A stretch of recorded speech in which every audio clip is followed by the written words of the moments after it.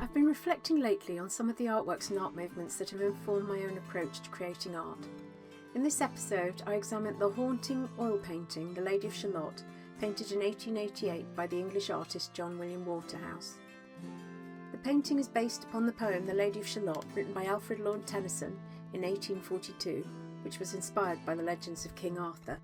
The lady lives alone in a tower on an island near Camelot, trapped by a mysterious curse. She cannot look directly at the outside world.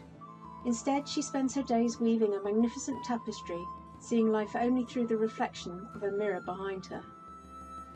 Everything changes one day when the handsome knight, Sir Lancelot, rides past.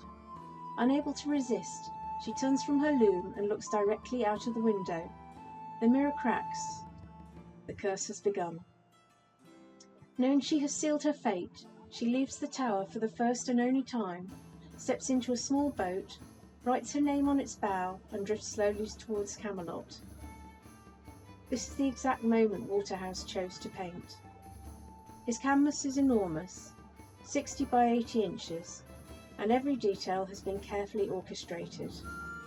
Like a film director, Waterhouse didn't simply invent the scene. He began with preparatory sketches before arranging a real boat, costumes, drapery and props in his London studio. He worked from live models, carefully studying the folds of fabric, the fall of light, and the pose of his sitter over many weeks, gradually building the painting layer by layer in oil paints. Curiously, although many art historians have tried to identify the model, no one knows for certain who she was. Several names have been suggested, but there is no documentary evidence. Waterhouse was also a master of colour and light. Using thin, transparent glazes over opaque paint, he created luminous skin tones and rich jewel-like colours that still glow nearly 140 years later. Look closely and you'll notice that nothing in the painting is accidental.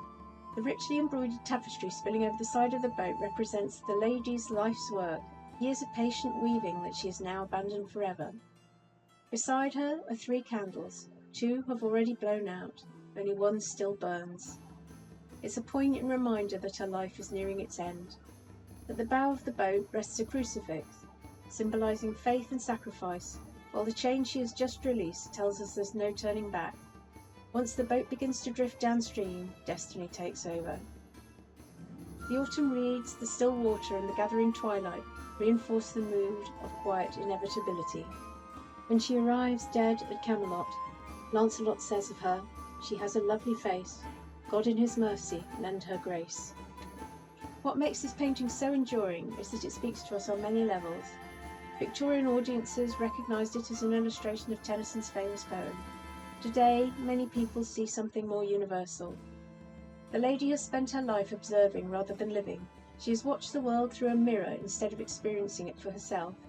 Her decision to look directly at reality, even though it costs her everything, has become a powerful metaphor for choosing authenticity over safety. Waterhouse returned to this story twice more, painting later scenes from the poem in 1894 and again in 1915. Together the 3 paintings almost form a cinematic trilogy. Yet it is this first version, the lonely woman drifting towards her destiny, that remains his greatest masterpiece. Perhaps that's because it captures something profoundly human, the longing to break free, the courage to follow one's heart, and the bittersweet truth that moments of great beauty are often touched by sadness. The next time you see The Lady of Shalott, don't just admire the beautiful face or the exquisite painting. Look at the extinguished candles, the abandoned tapestry, the released chain. Every object tells part of the story, revealing Waterhouse not simply as a painter of beautiful women, but as one of the greatest visual storytellers of the Victorian age.